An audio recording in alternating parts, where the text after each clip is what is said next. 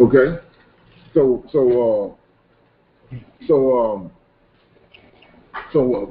in 36:23, I'm gonna show you Mm-hmm. that we at the end. We almost at supposedly we at the end of the Second Chronicles, the book of Second Chronicles. So it says in 23, thus Cyrus, king of Persia, and all the kingdoms of the earth have the Lord God of heaven given me, and he has charged me to build him a house in Jerusalem, which is in Judea. Who is there among all his people? The Lord his God be with him, and let him go up. See how it's cut off? Oh yeah, it seemed like there's more to that. Yeah, it is. But so it's cut off right there. Now go to, hold that and go to Ezra, the next chapter, the next book, Ezra chapter 1, verse 3. Ezra 1 verse 3. No, I'll go to Ezra. Let me find it. Ezra, 1 and verse 3. Okay, yes sir, I'm there. That's where I'm going to verse 3, but I'm gonna start reading at verse 1. Okay. So you'll see, he says, now, in the first year of Cyrus, king of Persia, that the word of the Lord by Jeremiah might be fulfilled, the Lord stirred up the spirit of Cyrus, king of Persia, that he made a proclamation throughout all his kingdom and put it in writing, saying, Thus says Cyrus, king of Persia, the Lord God of heaven hath given me all the kingdoms of the earth, and hath charged me to build him a house in Jerusalem, which is in Judea.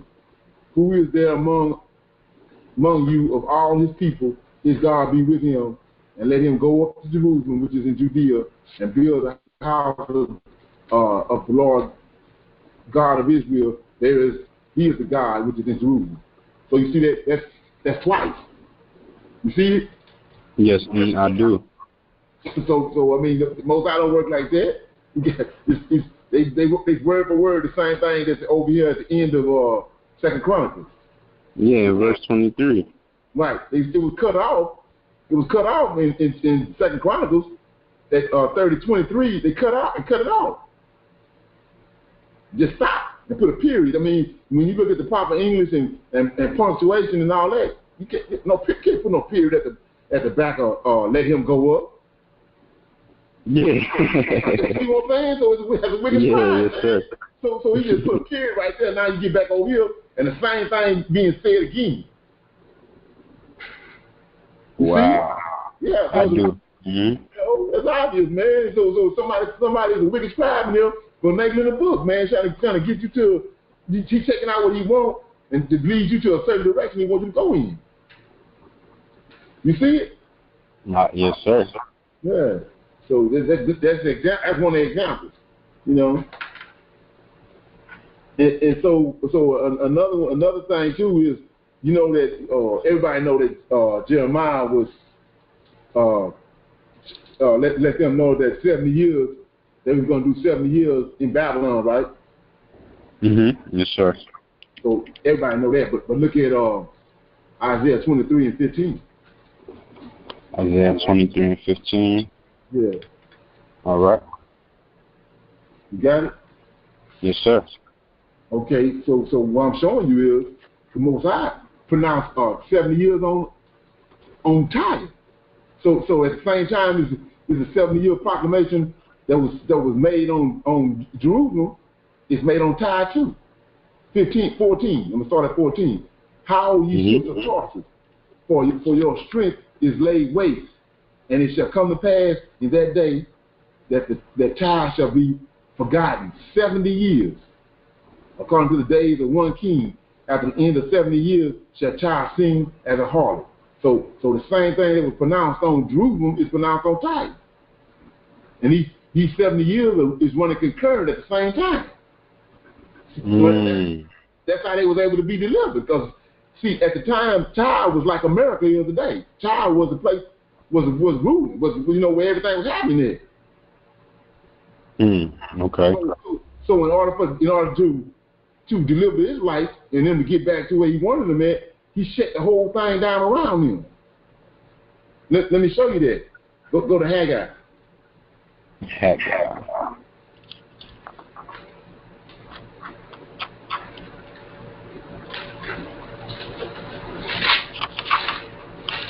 That's in the back. That's by the minor prophet.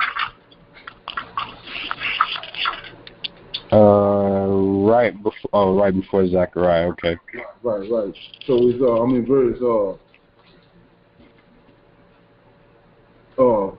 chapter 2, verse 20.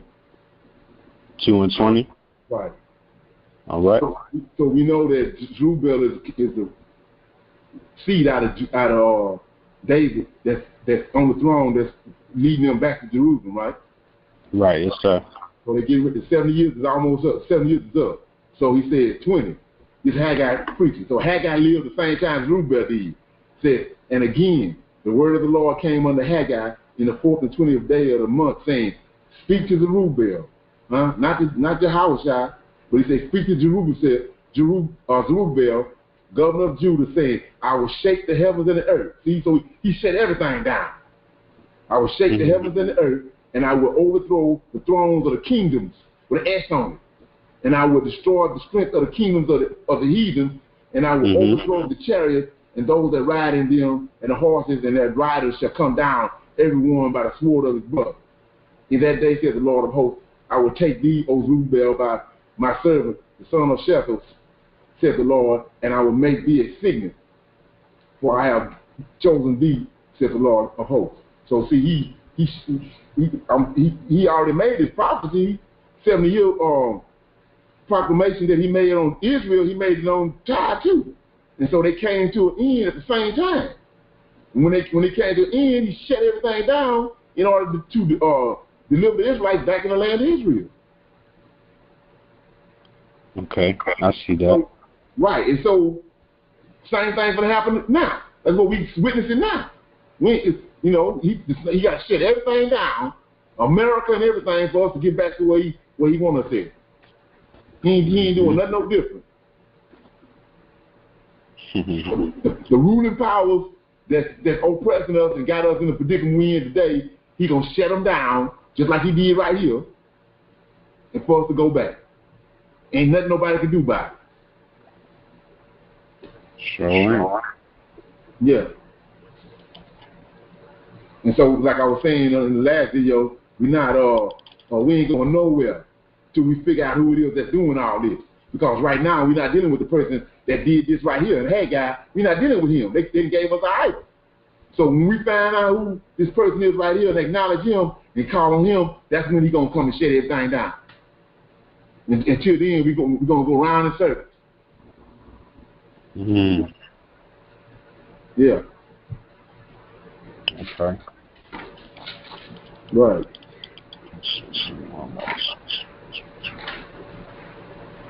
Yeah, so I had in the last video I was dealing with that wall. I wanted to shed a light on a verse that'll make it a lot more plainer than it was. If you go to 2 Chronicles in 36 and 19. Okay. Well, first go to Daniel 9:25. First Daniel 9:25. Yeah, sure. Y'all know what that verse is by now.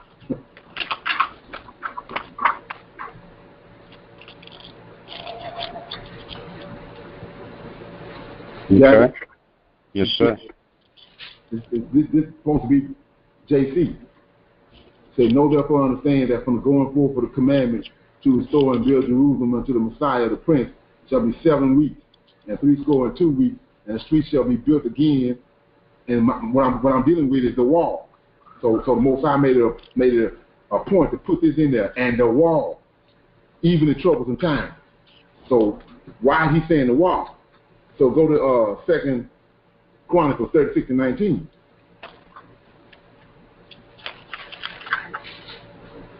And that's the wall in Jerusalem, right? Right. Okay. So you there? 2 Chronicles 36. 36 and 19, you said? Yeah, 19 is the verse I'm going to, but I'm going to start at 17. So okay. The setting at this time when this happened was that Nebuchadnezzar showed up, and he took one of Josiah's sons into one of them went into Egypt. Then he took Jehoiakim to Babylon, and then he let his Lord of hosts go on Jerusalem to burn it down, or Nebuchadnezzar. So I'm gonna pick up at 17. It says, therefore he brought upon them the king of the Chaldeans, who slew their young men with the sword in the house of their sanctuary, and had no compassion upon the young men or maidens, old men, or him that stooped for age. He gave them all into his hand. And all the vessels of the house of God, great and small, and the treasures of the house of the Lord, and the treasures of the king, and of his princes, all these he brought to Babylon. Now here go the verse I'm talking about. He says, and they burnt the house of God, they break down the wall. See, that's why he mentioned it over here. They're getting ready to go back to rebuild the same wall right here. See, it ain't got nothing to do with the future. He says, and they burnt the house of God, and break down the wall of Jerusalem, and burnt all the places thereof with fire, and destroyed all the goodly vessels thereof. So that's the wall right here. That's the reason he's mentioning it in Daniel, because they in Babylon now after Nebuchadnezzar had done this. So now they're getting ready to go back, and he's telling Daniel in 9:25, Cyrus gonna make a proclamation for y'all to go back, and when you go back, with Zerubbabel, he the Messiah, that's in 9:25, you're gonna go back and rebuild the wall that Nebuchadnezzar and Nebuchadnezzar them tore down 70 years ago. It ain't got nothing to do with no 70 AD or no nothing in the future. It's not futuristic. Right. Yeah. And so to expound on that, 2 Kings 25. 2 Kings 25. Yeah, 25 and 10.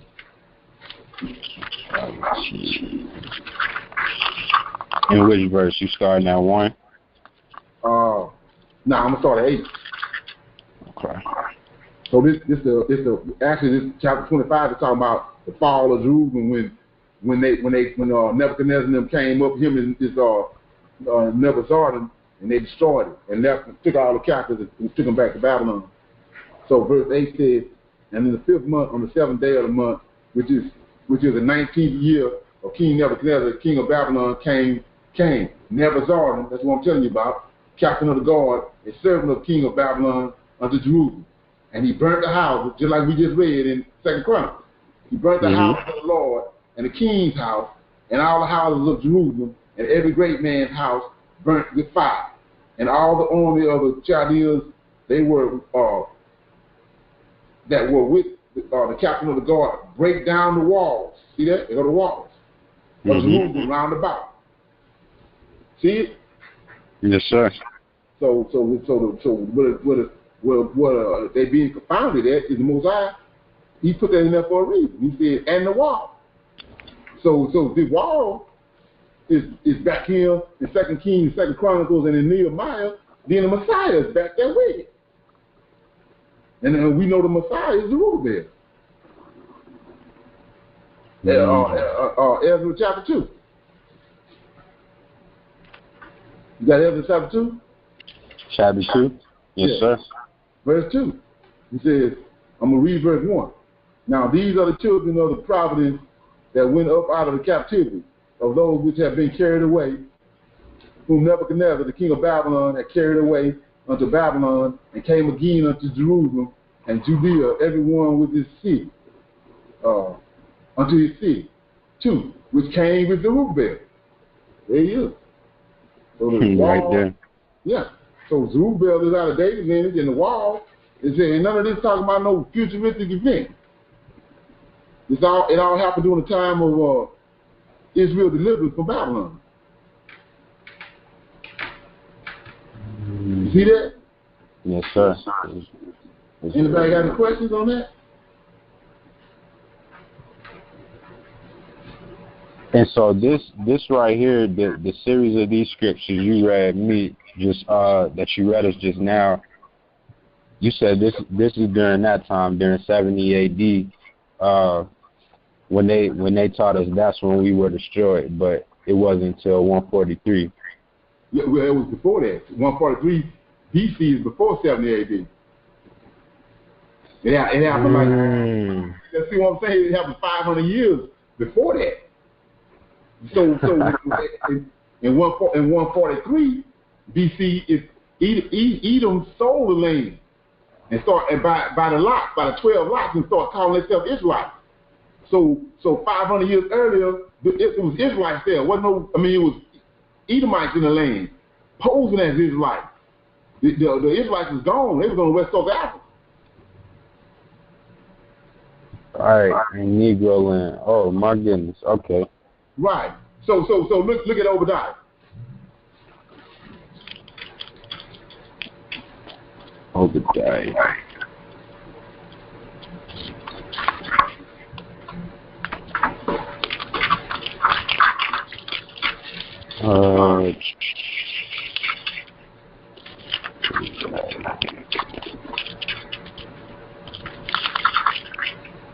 Okay. I'm gonna start at verse 10. Verse 10. All right. He says, this Most High talking to through Obadiah to Edom, and he says, verse 10: For thy violence against thy brother Jacob, shame shall cover thee, and thou shalt be cut off forever. In the day that thou stoodest on the other side, in the day that strangers carried away captive his forces, and foreigners entered into the gate, and cast lots upon Jerusalem, even thou was one of them. But thou shouldst not have looked on the day of thy brother, in the day that he became a stranger, neither should thou have rejoiced over the children of Judah in the day of their destruction. Neither should thou have spoken proudly in the day of their distress. Thou shouldst not enter into his gate of my people in the day of their calamity. Yea, thou should not have looked on their affliction in the day of their calamity, nor have laid hands on their substance in the day of their calamity. Neither should thou have stood in the crosshair to cut off those of his that did escape. Neither should thou have delivered up those of his that did remain in the day of their distress. So they did this right here when Antiochus Epiphanes came. In 143 and ran Israelites out of the land of Israel. We haven't been there since. So this when Esau came in and stole the land and started calling himself by the 12 tribes of Israel. So that was some 500 years before 70 AD. During the time of the Greeks. Okay. You see that? Yes, sir. So Daniel tell us that. And Daniel, right quick, I'm gonna go here so I don't want to just leave it hanging right there. So Daniel tell us that because this is what a misunderstanding coming in is. But Daniel made it plain in Daniel chapter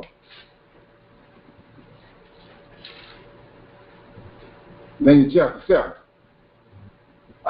Okay. You got it? Yes, sir. Daniel chapter 7, I'm gonna start at let me see if I'm in the right place.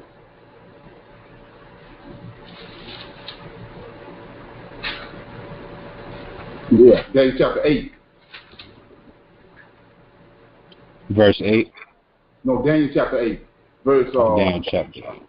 I'm gonna start at 18. Okay. So this is about the vision that he had of the ram and the he-goat. And he told him that the he-goat is I'm gonna start at verse 18. It says, now as he was speaking with me, I was in a deep sleep on my face toward the ground, but he touched me and set me upright and said, behold, I will make thee know what shall be in the last end of indignation, for the time appointed the end shall be. And this end he talking about is Israel as a nation coming to an end.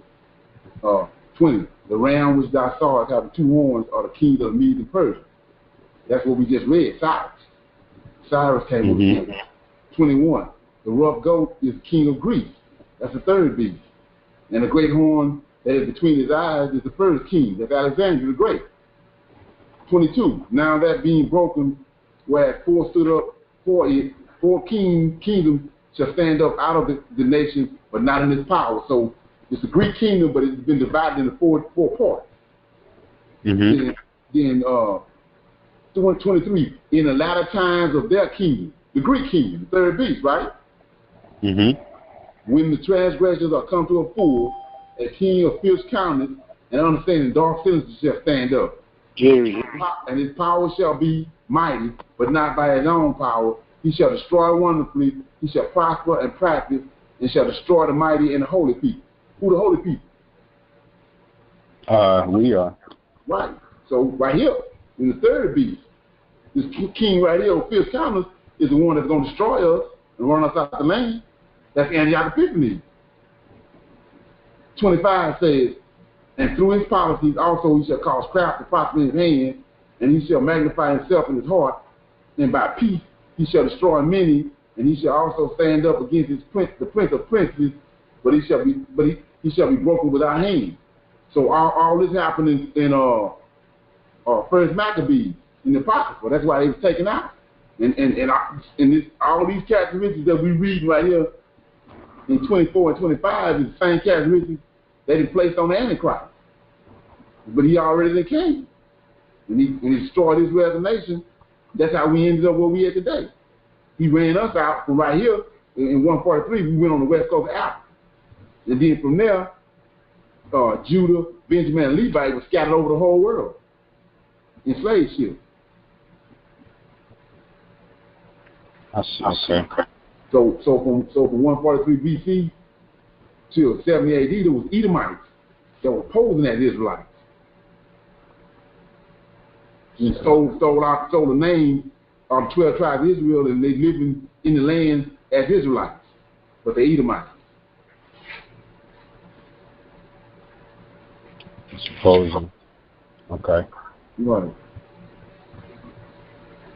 And you said, Mr. Lineage, you said that so this was in Daniel chapter 8 is in First Maccabees. Right. We start out. Okay. So what happens is if you go to chapter 8, verse 1, I'm gonna show you the prophecy. This like I said, the Most High changed not. So you in chapter 8, verse 1. Yes, sir. Says, in the third year of the reign of King Belteshazzar, a vision appeared unto me. It's Daniel. Even unto me, Daniel, after that which appeared unto me. So the process is, the Most High going to send you a dream or a vision, being you're supposed to be expecting to get an interpretation. And the interpretation going to come from an angel. So you go to verse 15. Okay. He said, and it came to pass when Daniel, had seen the vision, had the vision and sought for the meaning, then behold, there stood before me the appearance of a man. And then verse 16 said, and I heard a man's voice between the banks of the Uliah, which called and said, Gabriel, make this man to understand the vision. So he go the angel coming to make him understand the vision. So once the angel give you the interpretation of the vision, the next thing has to happen, it got to come to pass. Right. It never came to pass. And you never see nowhere in here where what happened with the ram and the ego came to pass. But you got your apocrypha? I do. Mm-hmm. Okay, go to First Maccabees. First Maccabees.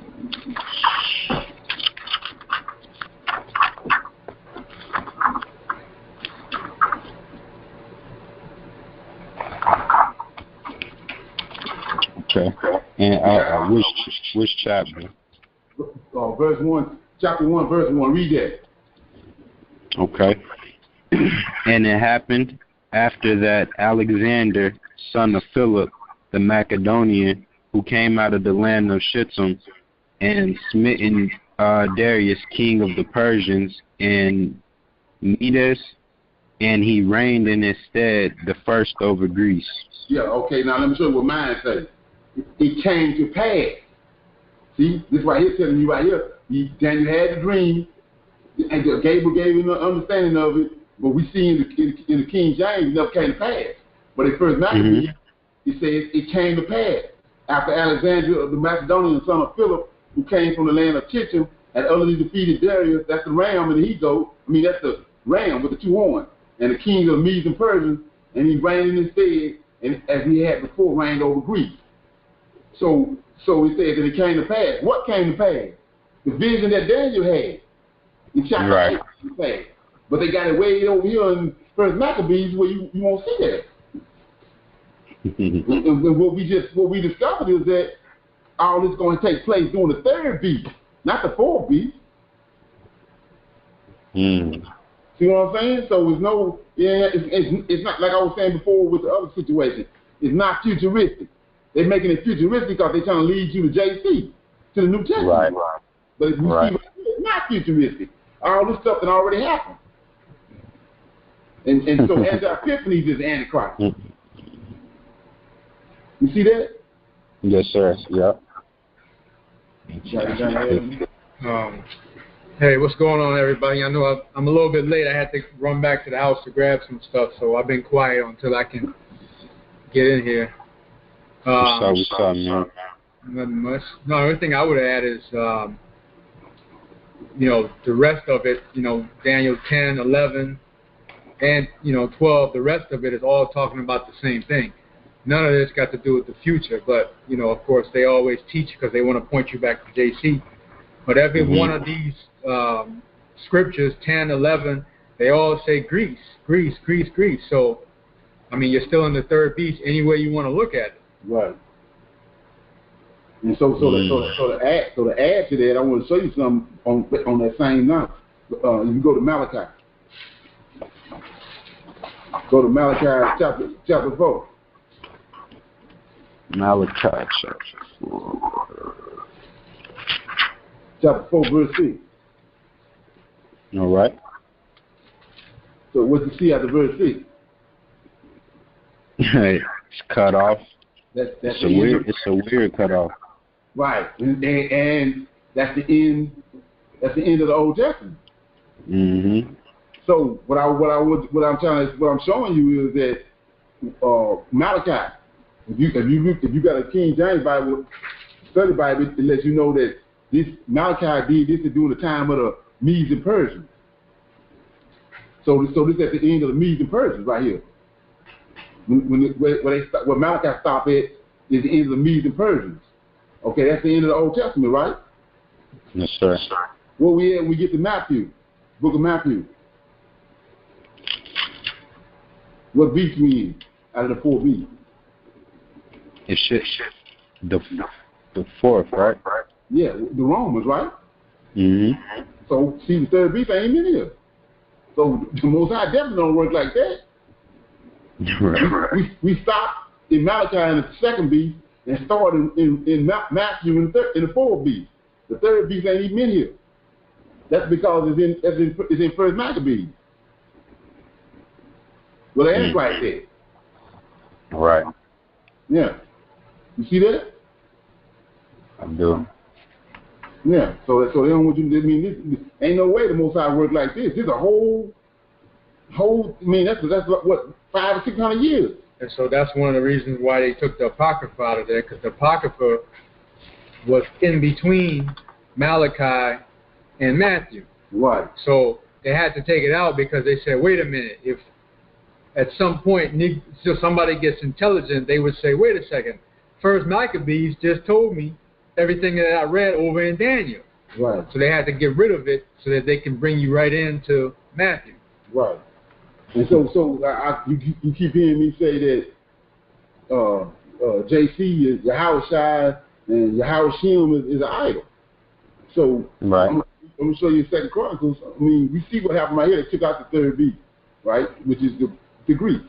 And what the Greeks did was, their thing was, they dealt with images, and they created gods and carved images and all that, idols.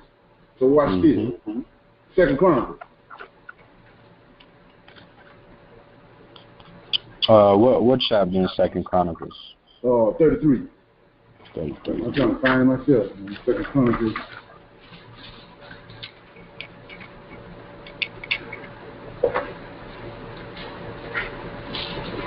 You got it?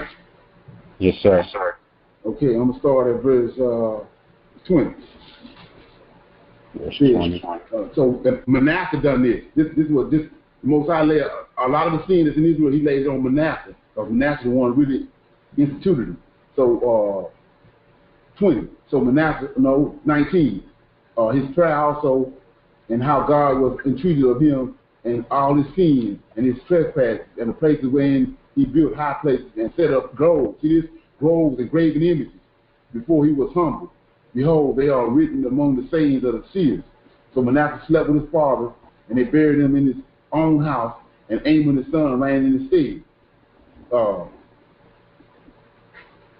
in 21, Ammon was 20 years old when he began to reign, and he reigned for 2 years in Jerusalem.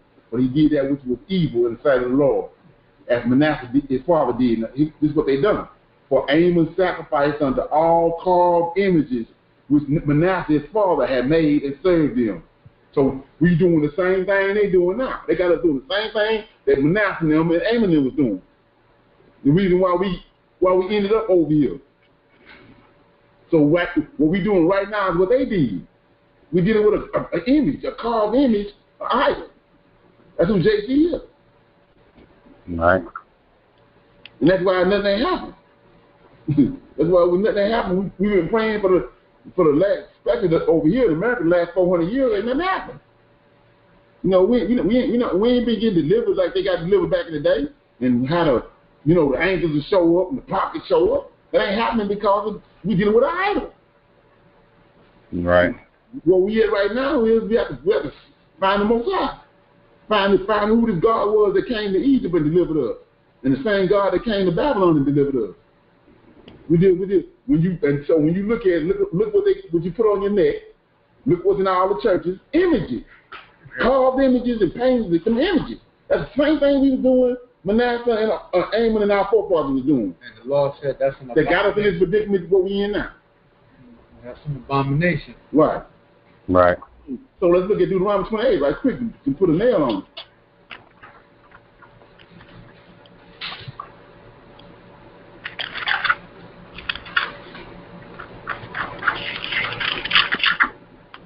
Oh, 64. 28, 64. 64. Yeah. And the Lord shall scatter thee among all people from one end of the earth. This happened in the transatlantic slave trade. End of the earth, even unto the other, and there thou shalt serve other gods. See, not him, other gods, which neither thou nor thy fathers have known, even wood and stone. That's carved images. That's what we see all over the Roman Catholic Church. Carved images of JC. We ain't seen no pillar of a cloud or no fire on a bush, and then the bush ain't burning. We ain't seen none of that. All we've seen since we've been here is carved images. Yep. That's who he is. Huh? Yes, sir. That's actually the verse right there that I was able to throw him away right there. Kev had actually read me that one. Right. Yeah, and I was, cause the part that says, where it says, all right, you'll serve gods that your forefathers didn't know. I mean, to me that's clear as day. Case, I mean, if you ask yourself, okay, was Moses and David and them praying to Jesus? Like, no. Right. That's obvious. Yeah, I mean, but everybody not gonna see it that way. Right. Well, like you say in Isaiah 44, 1 through 5, he said he's gonna pour his spirit out on thy seed. See, so you got to break that down. When you say seed, he's talking about Israelites. But we know that all that happened in our troubles in the last 400 years, especially we had all different types of races cohabitate with our women. So the seed comes from the male. So you got a bunch of people look like Israelites, but they ain't Israelites. So the Most High said that he's going to pour his spirit out on the seed, Israelites. And so that's where a lot of drama coming in there. They're not Israelites.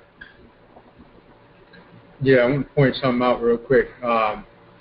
Right on the lines of what we were just saying. So Exodus chapter 20, verse 3 and 4. Exodus 20? Yep.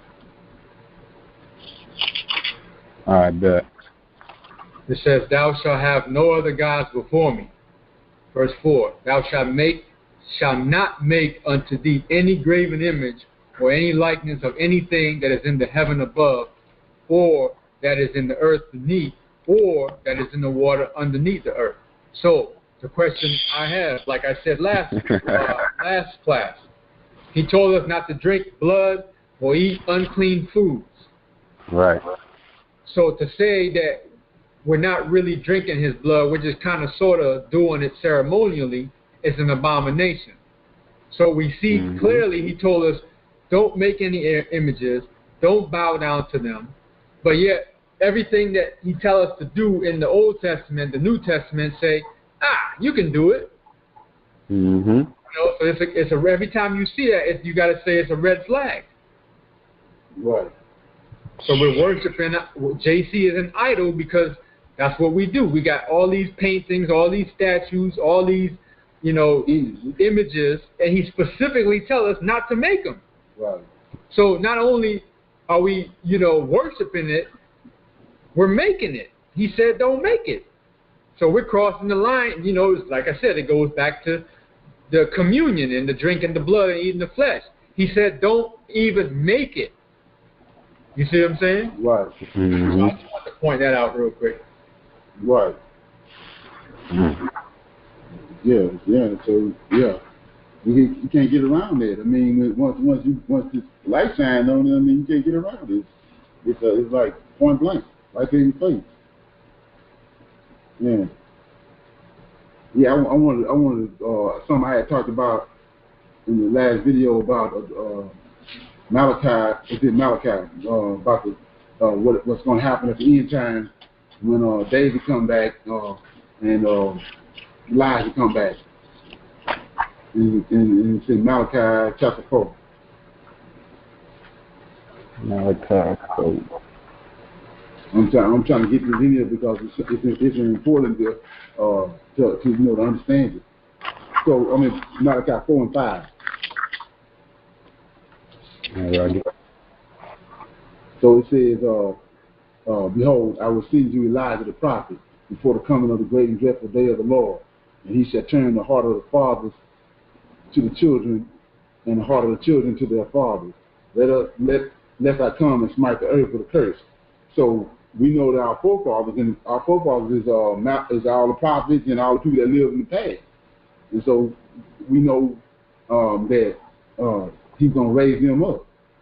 So a good reference if you haven't dealt with it is on our channel. We got a video about the dry bones in the valley. And so he's going to raise up all our forefathers. That was a promise that he made to them. And he's going to do that in Ezekiel 37. So that's our fathers. So who are the children?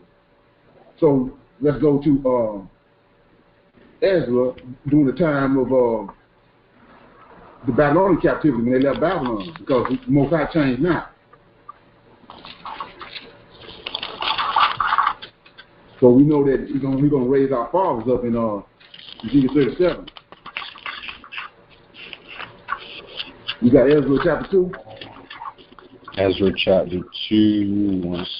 And which verse? Well, I'm going to start at verse 2. Okay. From which? And so in Ezra chapter 2, we see that which came with Zerubbabel. Zerubbabel was a signet. We read that in Haggai chapter 2. Zerubbabel was a signet.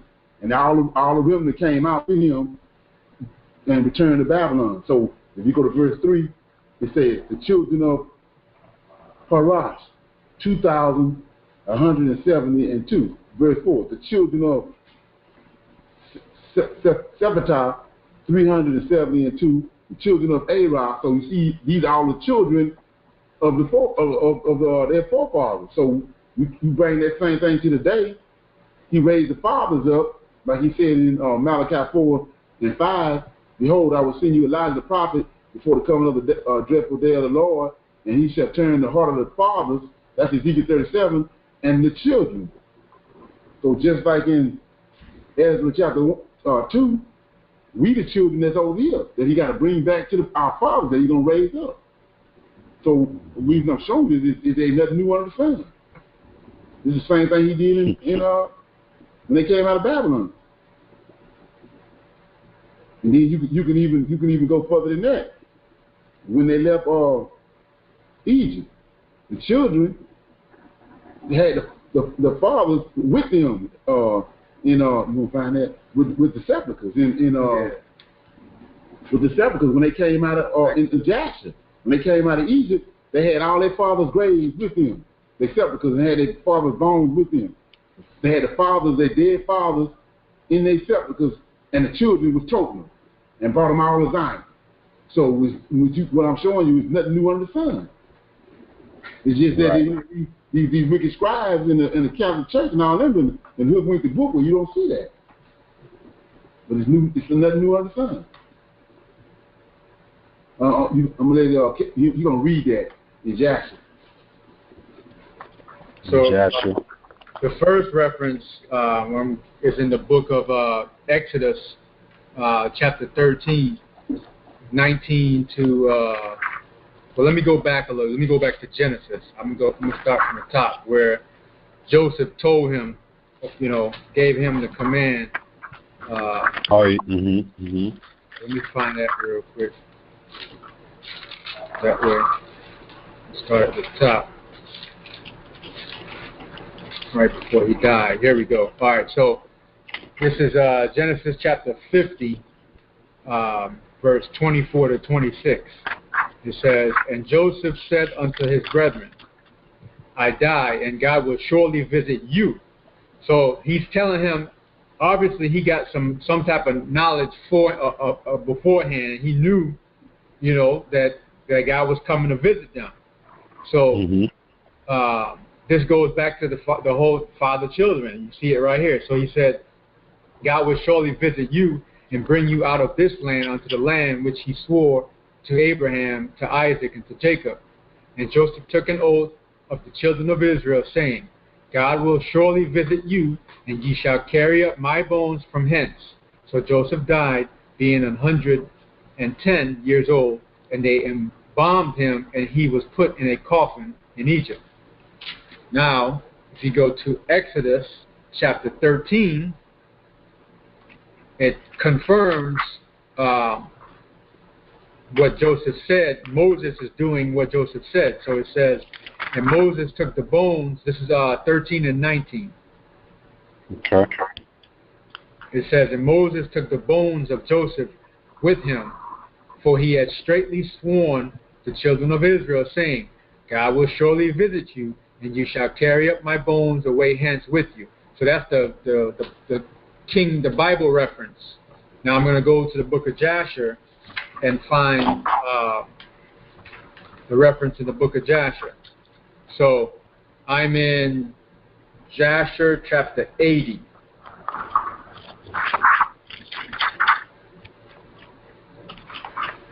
And is it gonna start with verse 1? 62. 62.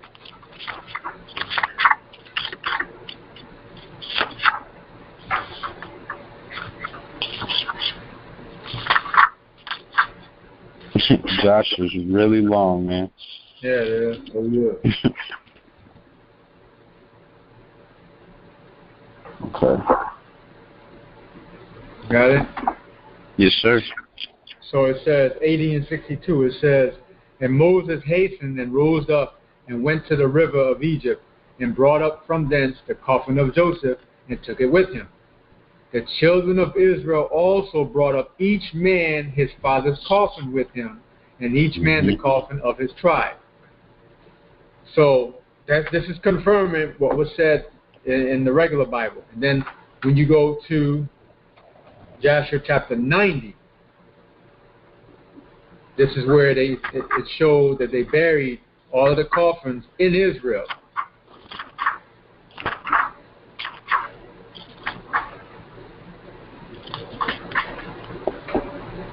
Got it?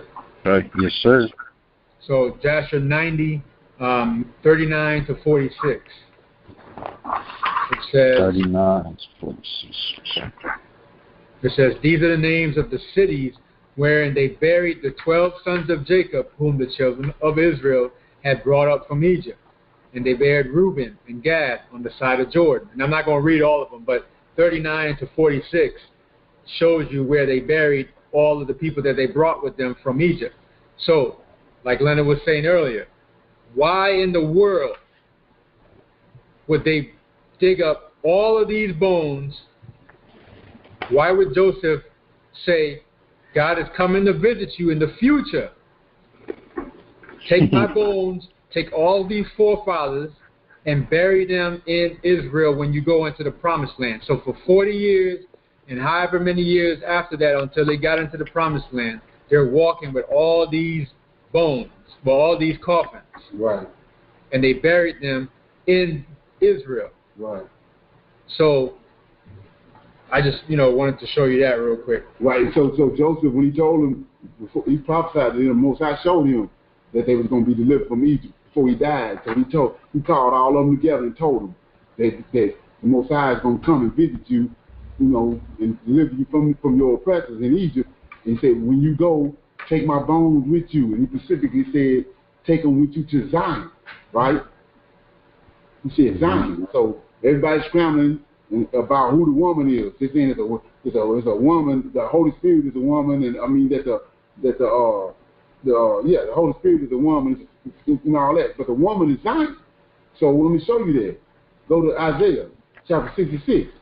So this is why Joseph said that, and this is why they had all their forefathers with them when they left Egypt, because they couldn't leave their bones in Egypt, because that's not where the Most High was going to resurrect them from. He's going to resurrect them from Zion.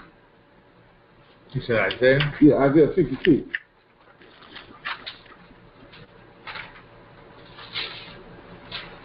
Mr. Lenny, you said 62 or 66? 66. 66, okay. Yeah, so I'm going to start at verse 5, but I'm going to 8. It says, hear ye the word of the Lord, ye that tremble at his word. Your brethren that hated you, that cast you out for my name's sake, said, let the Lord be glorified. But he shall appear to your joy, and they shall be ashamed. A voice of noise from the city, a voice from the temples, a voice of the Lord that renders recompense to his enemies. Before she, we're going to see who she is. Before she travailed, she brought forth. Before her pains came, she was delivered of a man-child. Who have heard such a thing? Who have seen such a thing? Shall the earth, there go the woman, shall the earth be made to bring forth in one day, or shall a nation be born at once? For as soon as Zion, there go the woman.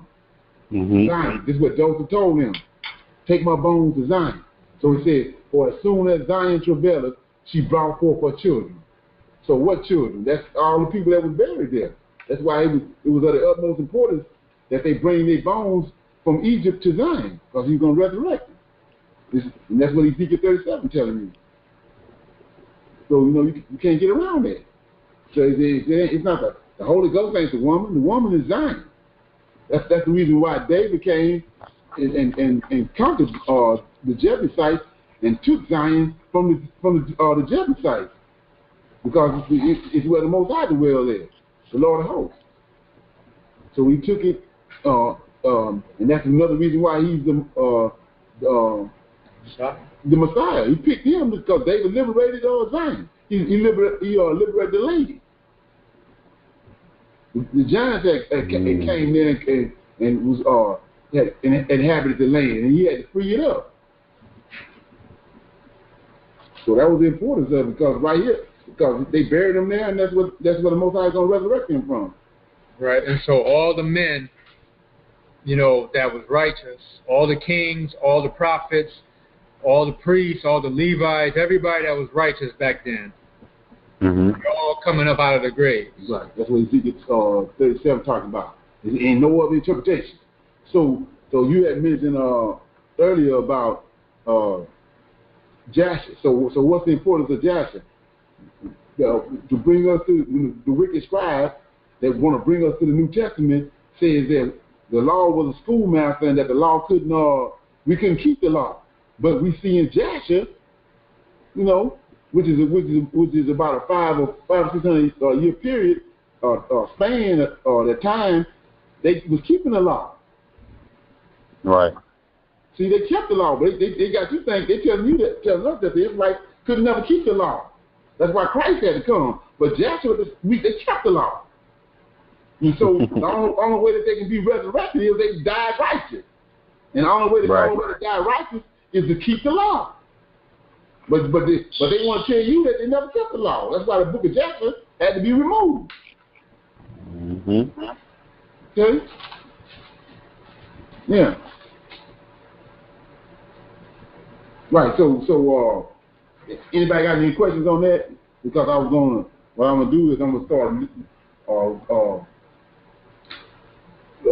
lining the books up in the proper order that's supposed to be in. This is for you, Gladys. Anybody have any questions?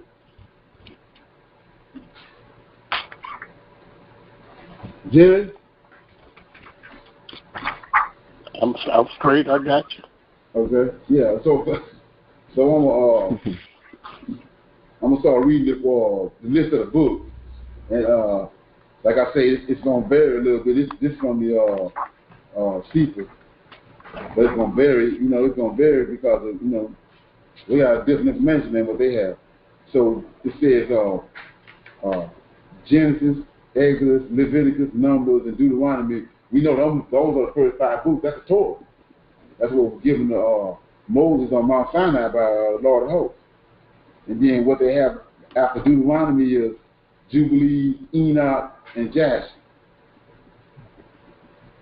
And then after that they have Joshua, Judges, 1 Samuel, 2 Samuel, 1 Kings, 2 Kings, Isaiah, Jeremiah. We got the epistles of Jeremiah.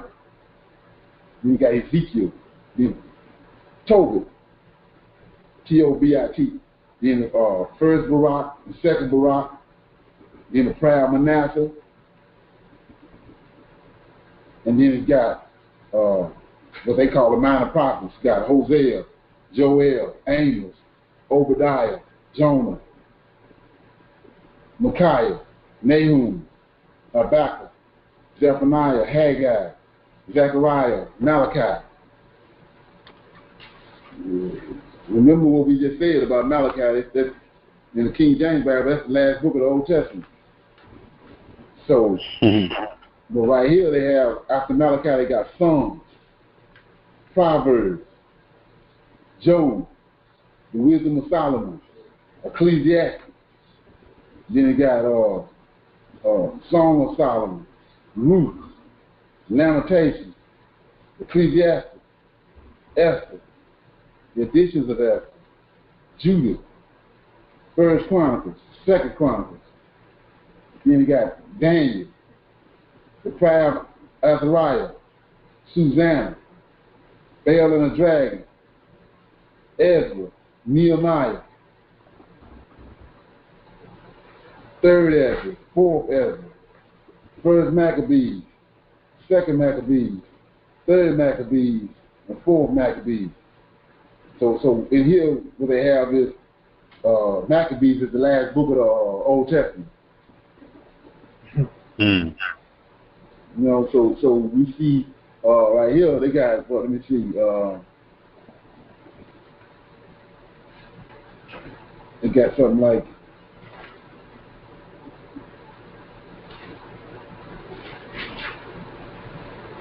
they got something like 20 some books after Malachi. But in King James, Malachi is the last book of the Bible. So that's something to think about. They got like, let's see, almost 25 books after Malachi. So some of them is some of them out of the Apocrypha, and some of them they had King James before Malachi in the King James Bible. Like for instance, they got Psalms, Proverbs, Job, Nehemiah and Ezra. All them books is in Daniel. They got all them books in front of Malachi in the King James Bible. But here in the Cephas, they got them all this listed after Malachi. And so we know that what Epiphany's done and the Greeks done, all that's in first, second, third, and fourth Maccabees. Those are the last 4 books. That makes sense because it places first, second, third, and fourth Maccabees, puts the Greek kingdom back in the Bible. Okay.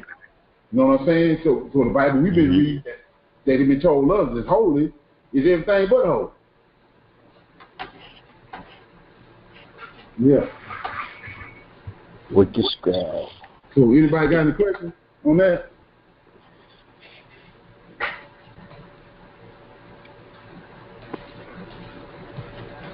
Anybody got any questions? Hey, what's the book you was just reading that out of? Oh, it's Cephar. It's Ceper. Okay. It's I think it's like $100 and something after you add the tax. If you get it on online on Amazon or eBay, it's something good to get. To have in your library, and then it's something good to gauge. If you want to try to get the proper sequence of events, how everything happened, right? So you get a better breakdown on what happened. Right. Yeah, it's something else to think about too. It's really like you just said, it's a good reference Bible, but one of the things you're gonna have to deal with is the fact that they call themselves putting the Hebrew names in the Bible. Right. So the word for Joseph and all of the the names in the Bible, they quote unquote say they're Hebrew names. So as you're reading it, it's going to throw you off because everything is Hebrew. Right. Oh, okay. Oh, snap. Okay. But we know it's not Hebrew. It's that Yiddish, modern day Hebrew. But that's the only thing I didn't want you to be surprised if you get it. You'd be like, "Dang, I don't understand what this stuff is saying." So, right, it's a good reference. Okay. Right. It's just like if you go to the Nile River, you see crocodiles, you go the other way. Right. So it's the same thing with this book. You not even deal with it. Yeah. You know what to deal with and what not to deal with. All right. Okay. So anybody have any questions about that?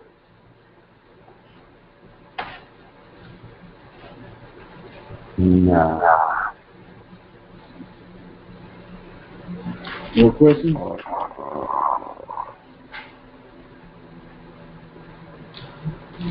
So they help you out some, Gladys?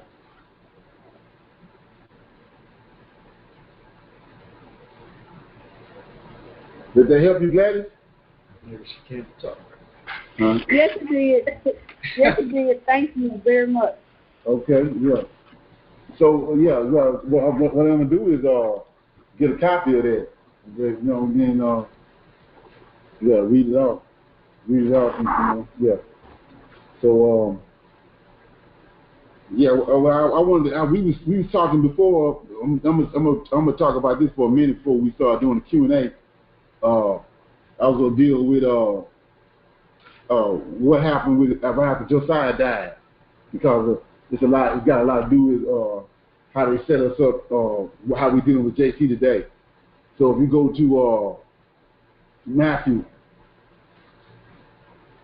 we talked about this before, but I'm going to expound on just a little bit more before we move out of dealing with this right here with David. And yeah.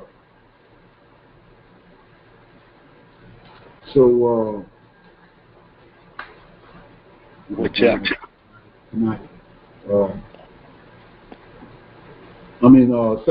Matthew chapter 1. Verse 8. It's the lineage of David all the way to Josiah, and then we'll show you what happened during the time of Josiah.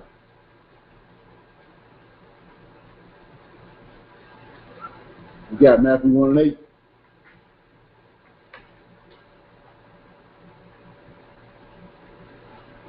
Okay, so it says in Matthew 1 and 8 says, and Asa begot Jehoshaphat. Jehoshaphat begot Jehoram.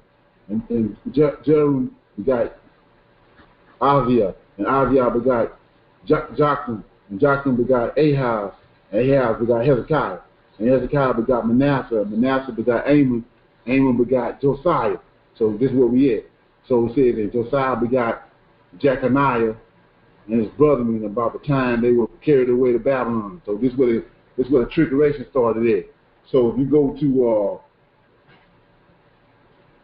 first of all, I want to shine a light on Jeconiah.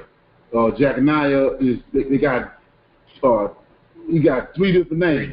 3 names. If you Google him, all 3 names come up, and they tell you it's the same person. Okay, so you got Jeconiah, Coniah, and Jehoiakim. That's the same person. So if you go to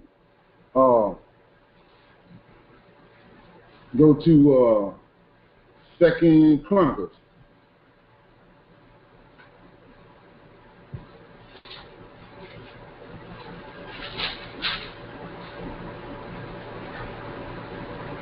Second Chronicles 35 and 20.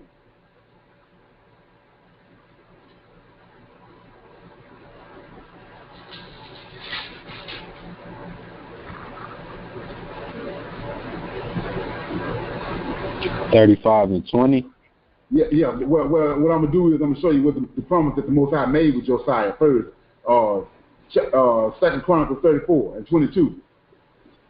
34 and 22. So what's going on is that Josiah came on the throne, and then they found the book of the law, because we know the kings before him, they was wicked. They was dealing with the high places and the groves and worshiping images that came forth from Manasseh and from those wicked kings before them. And so Hilkiah the high priest found the book of the law, and he gave it to his scribe Stephen, and Stephen brought it to Josiah, and Josiah rent his clothes. And then Josiah started reading the book and started reforming Israel. And so I'm going to pick up at 34 and 22. It says, and Hilkiah and they that the king had appointed went to Hilda, the prophetess, the wife of Shunam, the son of Tikva, the son of Harsh, keeper of the wardrobe, that dwelt in Jerusalem in the college, and they spake to her to that effect. And she answered them, thus saith the Lord God of Israel, tell ye the man that sent you to me, Josiah sent you.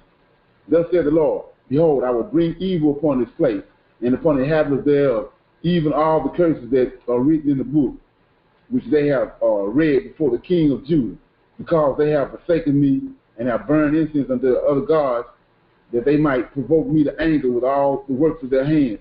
Therefore my wrath shall be poured out upon this place, and shall not be quenched. And as for the king of Judah, who sent you to inquire of the Lord, so shall ye say unto him. So here go what he told him.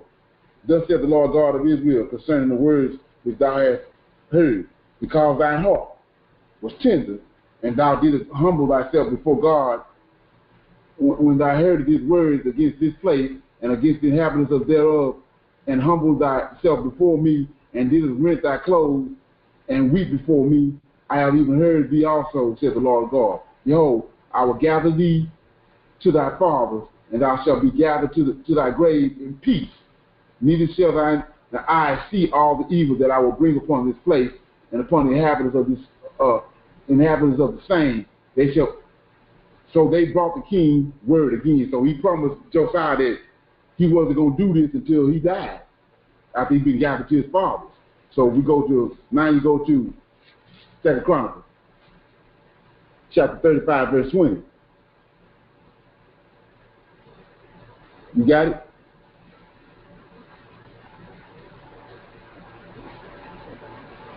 Yep, I'm there. Okay, so now he made the promise that, so Josiah died right here, verse 20. After all this, when Josiah had prepared the temple, Necho and of Egypt came up to fight against Carmish by Euphrates, and Josiah went out against him.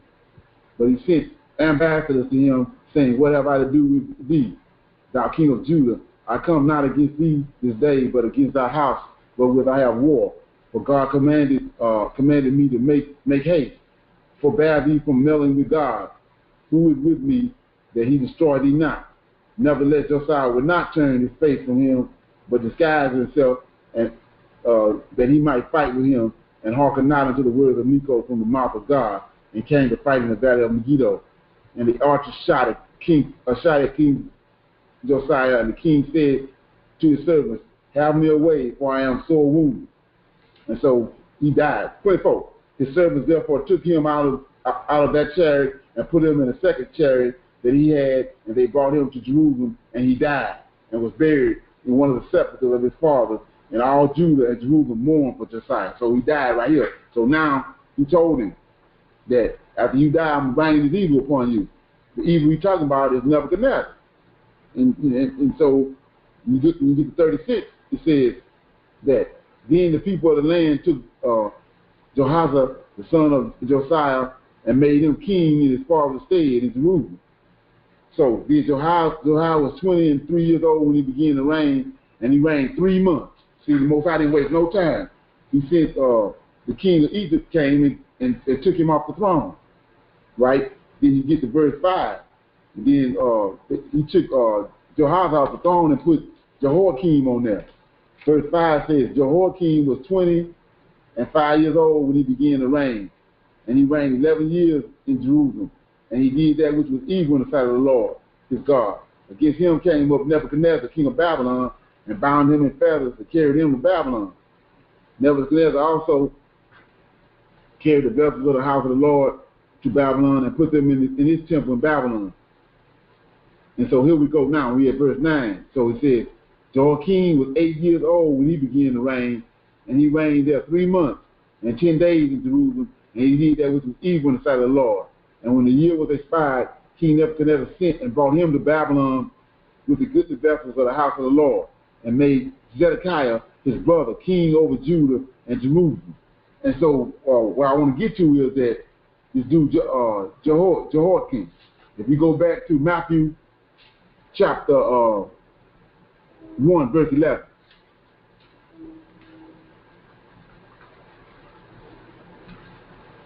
And you see that Josiah begot, it tells you this is the lineage of Jesus. They're trying to get to Jesus. It says Josiah begot Jehoiakim.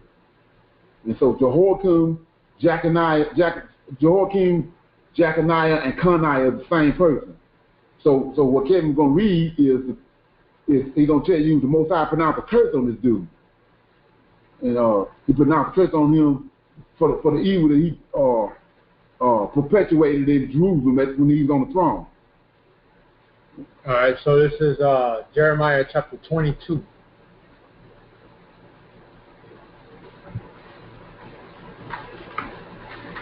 Starting at verse 24. It says, As I live, saith the Lord, thou Coniah, son of Jehoiakim, king of Judah, wear the signet upon my right hand, yet will I pluck thee thence. I will give thee into the hand of them that seek thy life, and into the hand of them whose face thou fearest, even into the hand of Nebuchadnezzar, king of Babylon, and into the hand of the Chaldean. And I will cast thee out, and thy mother that bare thee, into another country where you were not born, and there you shall die. But to the land whereupon thou desire to return, neither shall they not return. Is this man Coniah a despised, broken idol? Is he a vessel wherein is no pleasure? Wherefore they are cast out, he and his seed, and are cast into a land which they know not. O earth, earth, earth, hear the word of the Lord.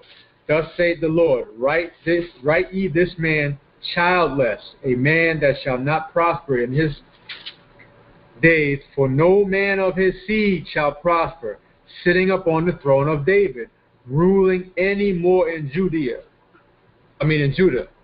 Right. So he the Most High cursed him, and he said that no man out of his seed gonna sit on the throne of David.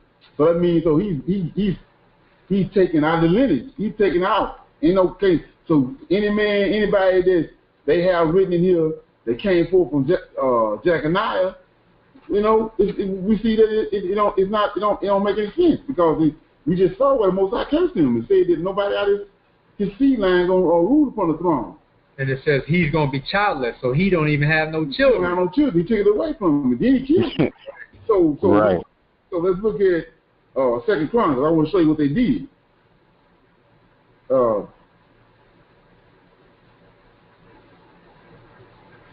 2 Chronicles 36 and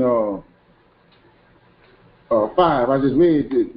36 and 5 says that 7 says Nebuchadnezzar also carried the vessels of the house of the Lord to Babylon and put them in his temple.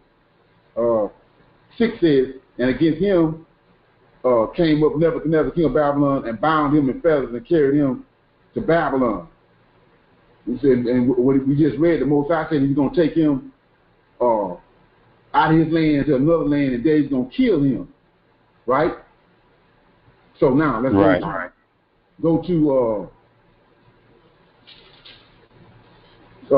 2 Kings 25 and verse 27. Show you what they did.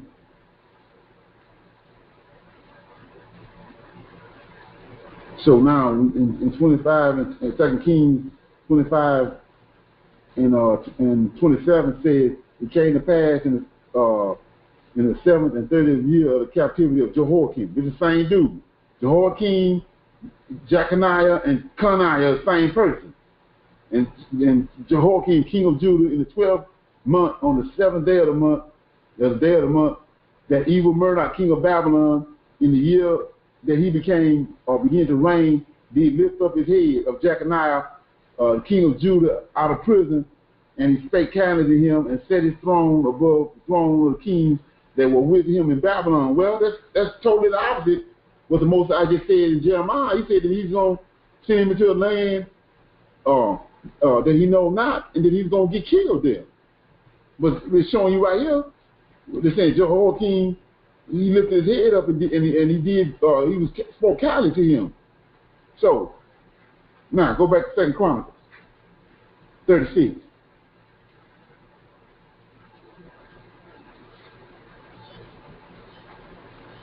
And 5.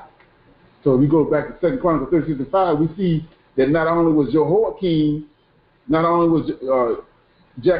Jehoiakim taken to Babylon, but in verse 5, Jehoiakim was taken to Babylon. So it's 2 seeds out of David lineage that went to Babylon.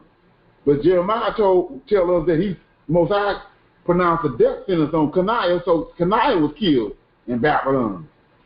And if you go back to 2 Kings 25 and 27, this is Jehoiakim that he lifted his head up. He lifted Jehoiakim's head up and gave him provision. And then we know that Jehoiakim had, go back to Matthew chapter 1, verse 11.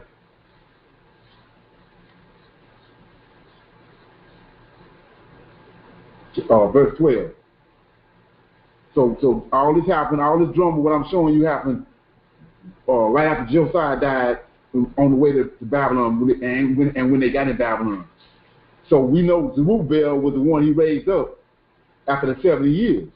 So you got to connect Zerubbabel to Josiah, because that's where the lineage got broke off there. So look at verse 12. And after they were brought to Babylon, Jeconiah. Well, we know Jeconiah cursed, so that can't be him. So after Jeconiah, he said Jeconiah begot Sethel, and Sethel begot Zerubbabel. That's why Zerubbabel come up on the scene. Everybody thought he just popped up out of nowhere. So right there where they have Jeconiah at, Jehoiakim belongs there, because Jehoiakim was the one that was sent to Babylon, and his head was lifted up, and the king lifted him up. Let me show you what it says. Go back to second.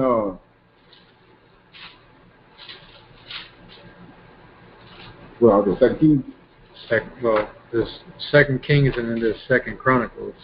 One where he said he lifted the head up of Kings 5. He sent and brought the new vessels.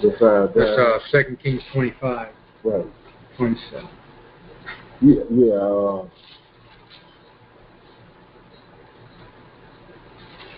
Yeah, I mean 25 in 2 Kings 25 and 27 says, and it came to pass. Remember, the Most High got a covenant with David, right? He said he's always gonna raise up a righteous seed, and Zerubbabel is a righteous seed. And it came to pass in the 7th year, in 30th year of the captivity of Jeconiah, which we know that's Jehoiakim, king of Judah, in the 12th month, on the 7th and 20th day of the month, that evil Murdoch, king of Babylon, in the year that he began to reign, he lift up his head of Jehoiakim, which is Jeconiah, king of Judah, out of prison, and he spake kindly to him and set his throne, his David throne. So this is where Seco and Zerubbabel come in at, and his throne above the thrones of the kings that were in Babylon. So Most High calls this evil Murdoch to raise Jehoiakim up, and he lifted up David's throne above all the thrones of Babylon, which make no sense. We know it's got to be Most High. And so this is how Zerubbabel came on the scene. But they hoodwinked all this because of, they don't want they trying to lead you to JC. You know what I'm saying? So, but we see right here they done finagled it. They done finagled all that. But if you don't understand the covenant that the Most High had with David and how it all works, you wouldn't see none of that. And so I was trying to, I had talked a little bit briefly about it in the last video, so I wanted to expound on it. Shine a light on it. Any questions? In Matthew 1 and 12, right? That's supposed to be Zerubbabel. Yeah, it is Zerubbabel, but the trick coming in that is the guy Jeconiah. Yeah, they spelled it different too, though. Right, it's three different. It's the same dude, but it's three different. They got three different names. They got Jehoiakim, Coniah, and Jeconiah. The same dude. No, I think he's talking about Zerubbabel? Yeah, that's even spelled different. Oh, okay. I thought they spelled it different there too. But you was talking about Jeconiah. No, I was talking about Zerubbabel. My bad, I didn't make that clear. Right. Well, yeah, I was talking about where the drama come in at is to do Jeconiah, because the Most High cursed him, and the Most High took him out of David's lineage. He made him childless, so there's no way he can be listed in his lineage. Because the Most High cursed him, he said nobody out of his seed line gonna sit upon the throne of David. So when we see according to what they wrote down here, he's Zerubbabel's grandfather. Right. So how can the Most High bring forth Zerubbabel when he just said Coniah is nobody gonna sit on the throne out of his lineage? Right. Yeah, that's crazy, man. So that is. Right. So we see right there. I mean, like I say, they got this. They've been all through here chopping this thing up. It's not a coincidence that you led to the New Testament, because they went through extreme measures to lead you to the New Testament. All right. It did. Right. So I'm gonna show you one more thing. Then we go into the Q&A. Malachi.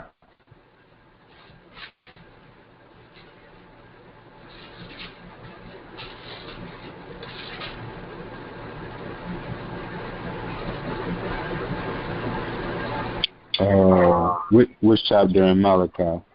Chapter 4, verse 5.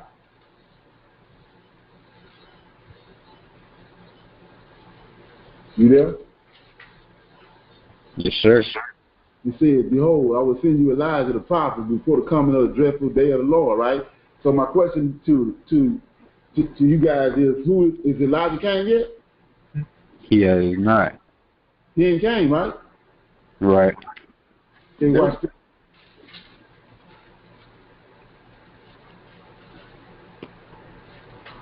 And I showed you that. I showed you where the whole third beast ain't even in the Bible.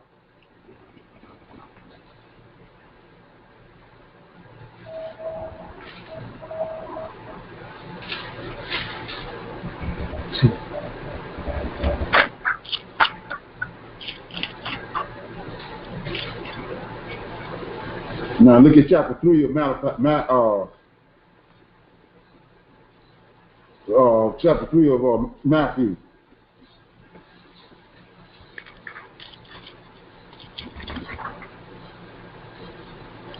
Chapter 3.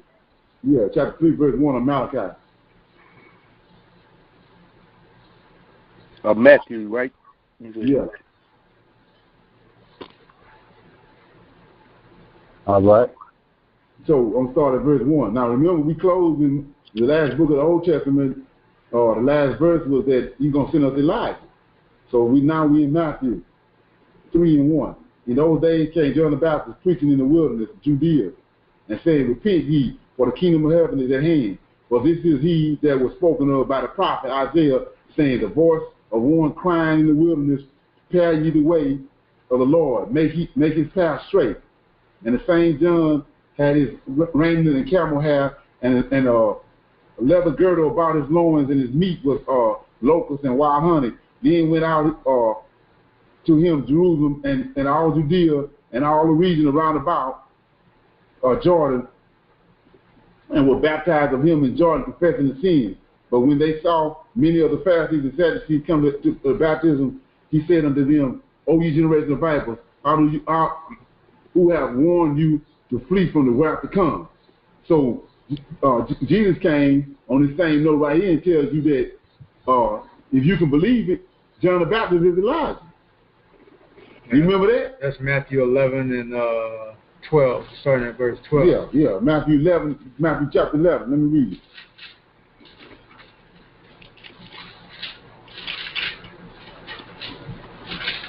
They're going to trip you out. 11 and what? 12 to 14. Okay, so I'm going to read that. 12 from chapter 11, verse 12. And from the days of John the Baptist until now, the kingdom of heaven suffers violence, and the violence taketh it by force. For all the prophets and all the law prophesied unto John. And if you will receive it, look at it. If you will receive it, this is Elijah. Come on now. If you will receive it, this is Elijah which was for to come. He that have ears to hear, let him hear. But whereunto shall I liken this generation? It is like unto children sitting in the marketplace and calling unto the fellow. So Jesus, this is written in red. Jesus telling you that John the Baptist is Elijah. Right? Whoa. Now look at this. Now go back to Matthew. So what I'm trying to show you, see that, like I said, they trying to plug JC in the Old Testament. Well, they ended the Old Testament with verse 5 saying, behold, I will send you Elijah. Now they're trying to make you think that John the Baptist is Elijah. Right. And we know Elijah ain't came yet. Because Elijah coming when he raised up our forefathers out of the grave in Ezekiel 37. Now how crazy is this? You see that? Yeah. Okay, yeah. I had to put that in there, man. I was itching for a scratch, so I had to put that in there, shine a light on it. Yeah.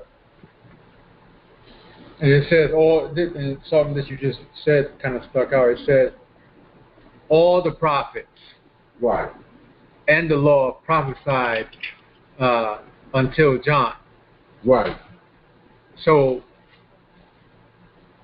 that's how they, like you were saying, how they hoodwinked, Malachi, right, where it stopped. Right. And so that's the last thing you got on your mind. And now here's this guy that's supposed to be coming because everything else is done. Right. And so they connect in the two books. Right. See, and so we see that the third beast that Daniel saw ain't even here. So they jumping off of Malachi of 4 and 5 to connect Matthew with the Old Testament by saying that John the Baptist is Elijah. And how crazy is that? So let me show you one more thing on that same note. I just read in chapter 3, verse 3. This is he that was spoken of by the prophet Isaiah, saying, the voice of the Lord of one crying in the wilderness, prepare you the way of the Lord, right? And then I read over here in Matthew chapter 2. Chapter 2, verse 15 says, and and was there until the death of Herod, that it might be fulfilled, which is spoken of the Lord by the prophet, saying, out of Egypt have I called my son. So we see here they keep on mentioning, they saying the prophet, but they're not listing the name of the prophet. So watch this here. I'm going to give you an example in the Old Testament, how the Most High operates.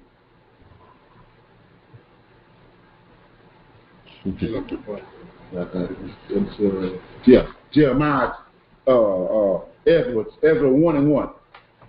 Yeah, we were going to Q&A.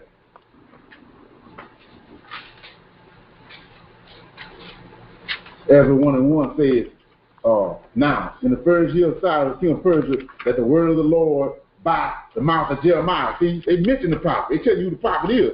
But over here, because they try to hoodwink you, they don't mention, they just say the word of the prophet. They don't say who he is. But all through the Old Testament, the Most High speaking who it is.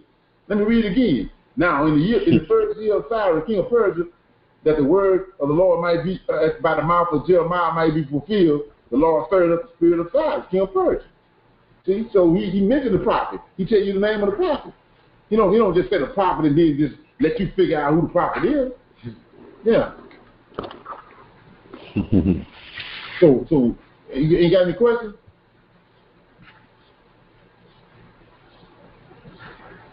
Oh my, that was clear right there. Yeah, all right. So we're gonna go into Q&A for a few minutes, and then we're gonna close out. Anybody got any questions from the other previous videos or anything they read or saw that didn't make any sense? It might help somebody else that's listening.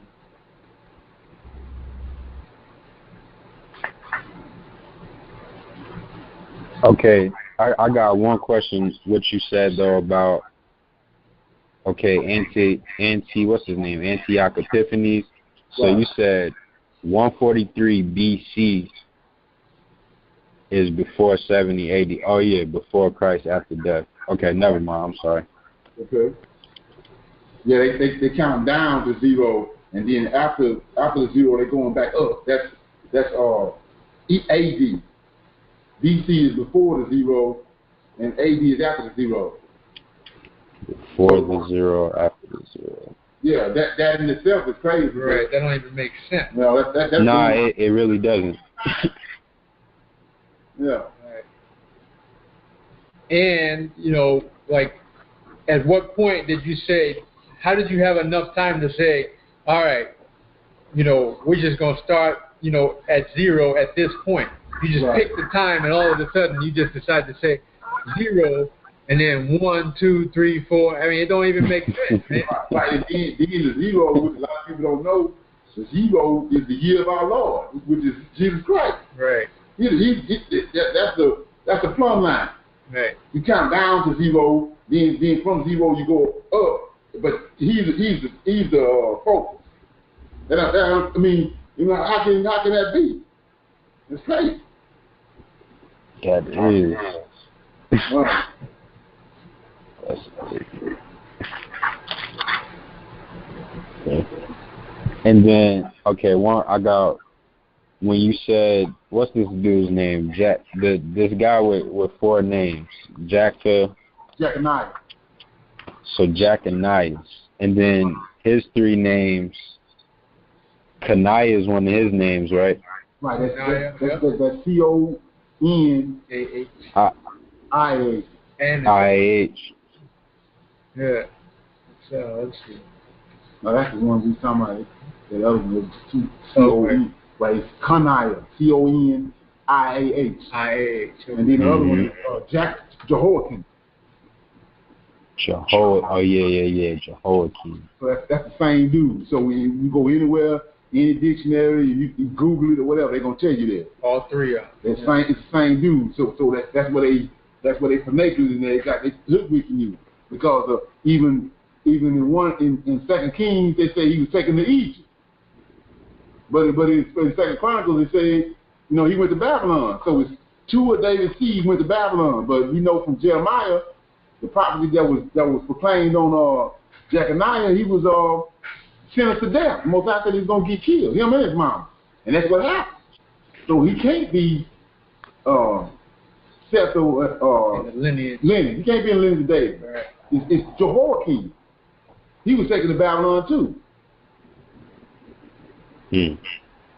Right.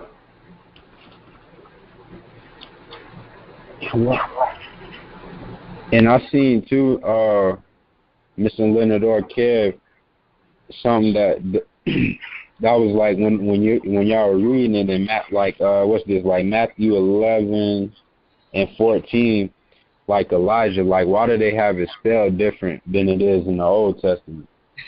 Right. Yeah. Yeah. That's wrong. Because one's Hebrew and one's Greek. Right. Like what? Right. Indeed, you know, like I was saying, that's written in red. You know what I'm saying? That's written in red. So it's Jesus said. He said, if you can believe it, John the Baptist is Elijah. So you got to think about that, man. We know John the Baptist ain't not Elijah because Elijah ain't came yet. And why would you have to say that? Why would you have to say if you can believe it? That don't even make who talks like that. Right. You sound like a slickster right there. Right. If you can believe it, why would you even say that? You should just say this is Elijah. Right. Exactly. And then on a little quick note, I mean, are you familiar with the Egyptian Book of the Dead? I know what it is. I have not like read it or anything like that. Okay, well, if you get a chance, you can get one used probably about $9, $8. But anyway, in the Egyptian Book of the Dead, everywhere that Horus is talking is written in red. Did you know that? Did you know that? I did not. Yeah. So back to what you were saying about the Amun at the end of the chapter. Amen. That's Egyptian. Amun Ra. Amun Ra. That's Egyptian. So wow. You don't see that in the at the end of the book in the Old Testament. It's just in the end of the book in the New Testament. Exactly. Right. So everywhere where Horus speaking in the Egyptian Book of the Dead is written in red. That's where they got this from. Because you got to think about it. Why you don't have what Most High said written in red? Because you got what his son said written in red. Crazy, man. How crazy is that? It's really crazy. Right.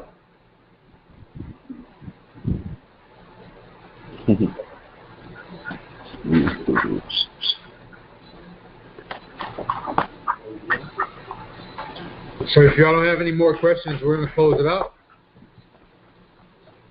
Yeah, man, I'm good. Take some good notes. All right, so we'll see everybody again on Saturday at 10 a.m. All right. All right, man. Shalom. Shalom. Shalom. Well,